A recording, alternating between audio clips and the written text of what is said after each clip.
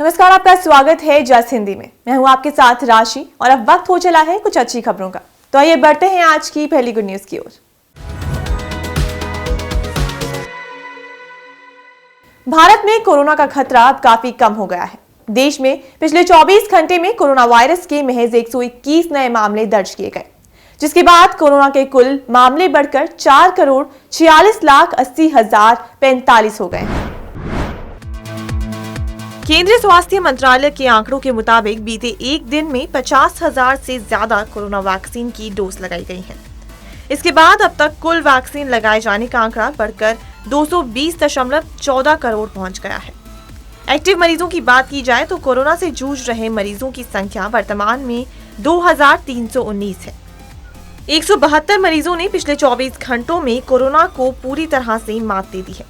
Recovery rate वर्तमान में 98.8% है। देश में केवल 0.01% ही एक्टिव केसेस हैं। टेस्टिंग में भी एक बार फिर से तेजी आई है। 24 घंटों में करीब 1,70,000 टेस्ट किए जाने के बाद अब तक भारत में कुल टेस्टिंग का आंकड़ा 91.23 करोड़ हो गया है। पॉजिटिविटी रेट में भी गिरावट दर्ज की गई है। भारत में फिलहाल दैनिक पॉजिटिविटी रेट 0.07% और वीकली पॉजिटिविटी रेट 0.11% दर्ज किया गया है। अब तक कुल 91 करोड़ कोरोना टेस्ट किए जा चुके हैं। इसमें पिछले 24 घंटों में 1,70,000 टेस्ट किए गए। वहीं राष्ट्रीय व्यापी टीकाकरण अभियान के तहत अब तक 220 करोड़ कुल टीके की खुराक दी जा चुकी है। गुयाना के राष्ट्रपति मोहम्मद इरफान अली ने भारत की तारीफ में कई बातें कही। 17वें प्रवासी भारतीय दिवस में मुख्य अतिथि रहे इरफान अली ने कहा कि भारत प्रौद्योगिकी, नवीकरणीय ऊर्जा, मृदा संचलन और सतत विकास के क्षेत्र में अग्रणी रहा है।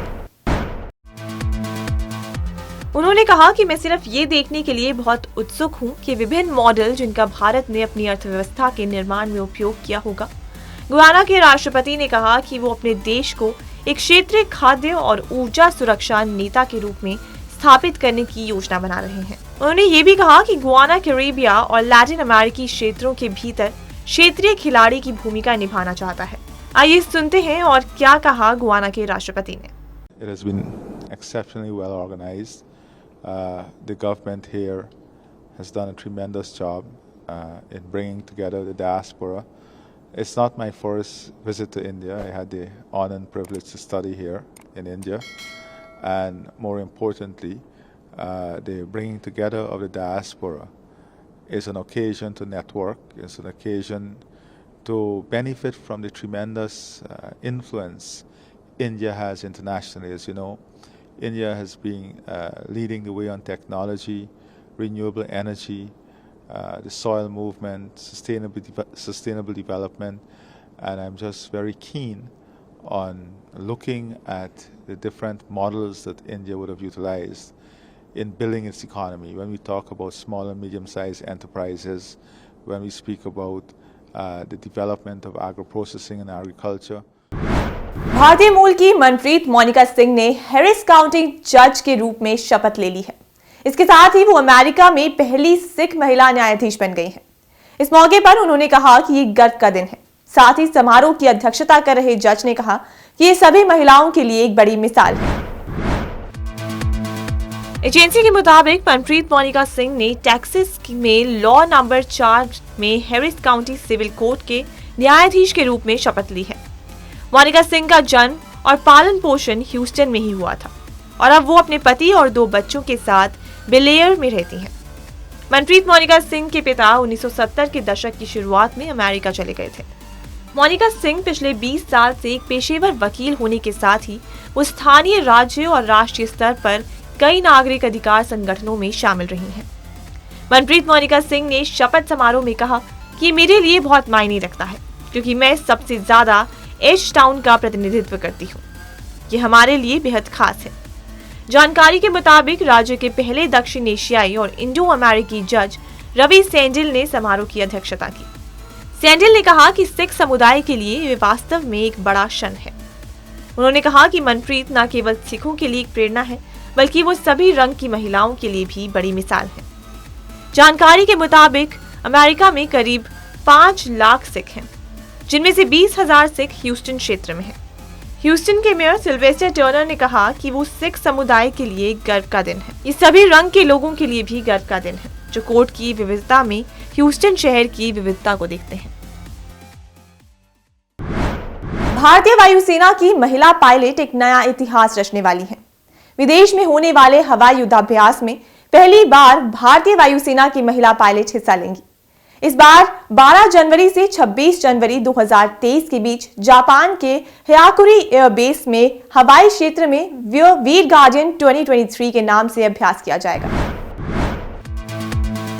वीर गार्डियन 2023 युद्धाभ्यास में भारत की पहली 3 महिला लड़ाकू विमान पायलटों में से एक स्क्वाड्रन लीडर अवनी चतुर्वेदी हिस्सा लेंगी।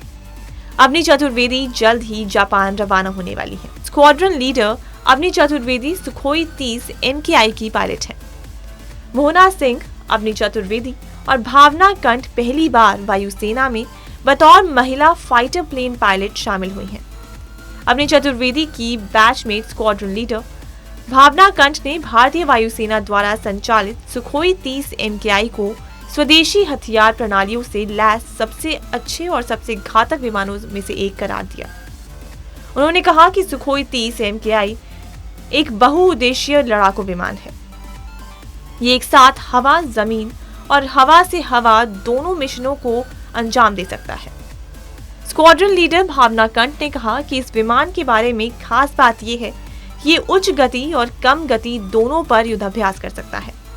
इसमें कई जगह से ईंधन भरने के कारण बहुत लंबी दूरी के मिशन को पार करने की क्षमता भी है।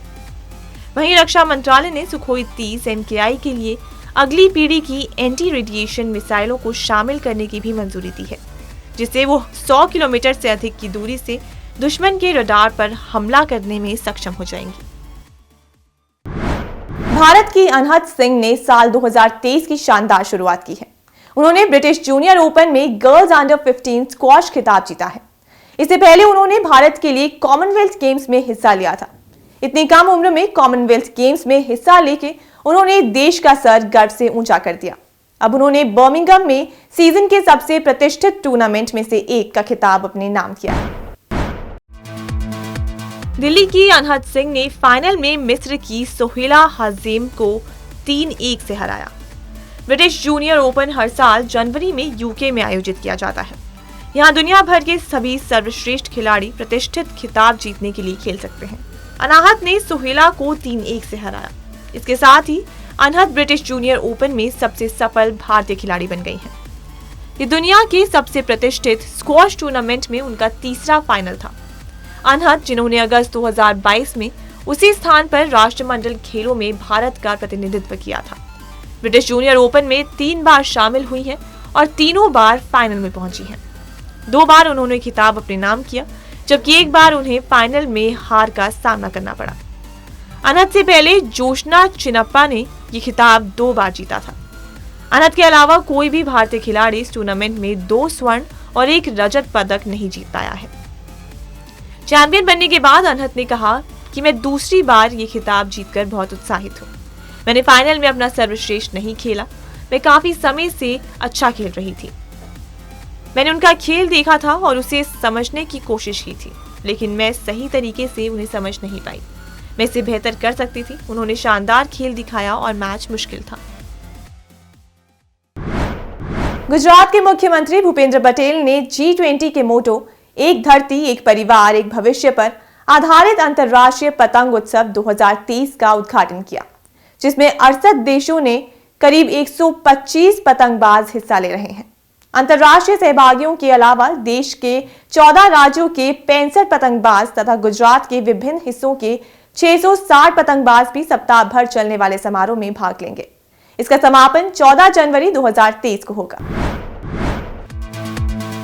पटेल ने यहां साबरमती रिवर फ्रंट पर कार्यक्रम का उद्घाटन करते हुए कहा कि प्रधानमंत्री नरेंद्र मोदी के नेतृत्व में गुजरात में विकास की पतंग लगातार 2 दशकों में नई ऊंचाइयों को लगातार पार कर रही है। पटेल ने कहा कि पतंग उत्सव आसमान को छूने और नई ऊंचाइयों तक पहुंचने का मौका है। उन्होंने आगे कहा कि पतंग प्रगति, समृद्धि एवं उड़ान की प्रतीक है। सीएम ने कहा कि जब मोदी गुजरात में मुख्यमंत्री थे, उस समय पतंग उत्सव में प्रोत्साहन मिला था। उन्होंने कहा कि ये प्रोत्साहन 2 दशकों में 8 से 10 करोड़ रुपए के व्यापार से बढ़कर 625 करोड़ रुपए का व्यापार बन गया है। इस व्यापार से 1.5 लाख करोड़ लोगों को रोजगार मिला है। मुख्यमंत्री ने कहा कि भारत पहली बार G20 देशों की मेजबानी कर रहा है और ये इसलिए संभव हो पाया है क्योंकि प्रधानमंत्री मोदी ने भारत की छवि विश्व स्तरीय मंचों पर मजबूत बनाई है। उन्होंने कहा कि गुजरात के लिए ये गौरव की बात है कि उसे G20 की 15 बैठकों की मेजबानी करने का मौका मिला है। उन्होंने कहा कि गुजरात की विकास यात्रा को जारी रखने के लिए प्रदेश में पर्यटन एवं रोजगार पर विशाल बल दिया है। प्रदेश में आज पतंग उत्सव उसी का उदाहरण है।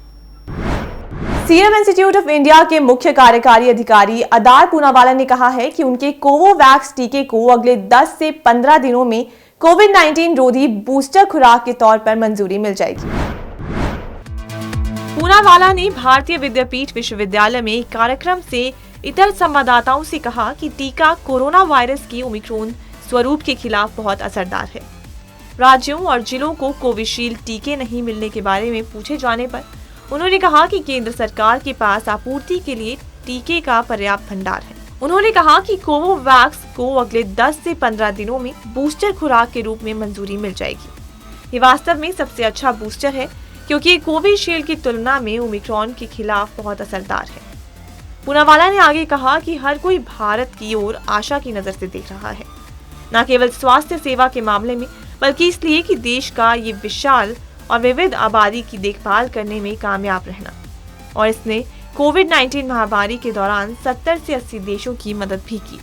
उन्होंने कहा कि ये सब हमारी केंद्र सरकार, हमारी राज्य सरकारों, स्वास्थ्य कर्मचारियों, निर्माताओं के नेतृत्व के कारण संभव हुआ, जिन्होंने एक लक्ष्य के लिए मिलकर काम किया। उन्होंने आगे कहा कि मैं पूरी दुनिया घूम चुका हूँ, लेकिन भारत में माहौल बेहतर है और मैं सभी से भारत में रहने का आग्रह करूंगा। इस अवसर पर पूनावाला को राष्ट्रवादी कांग्रेस पार्टी प्रमुख शरद पवार और महाराष्ट्र के उप मुख्यमंत्री देवेंद्र फडणवीस के हाथों डॉक्टर पंतगराव कदम मेमोरियल पुरस्कार से सम्मानित किया गया। गुड न्यूज में आज के लिए सिर्फ इतना ही। फिर लौटूंगी कुछ अच्छी खबरों के साथ। तब तक के लिए मुझे दीजिए इजाजत और देखते रहिए जय सिंधी।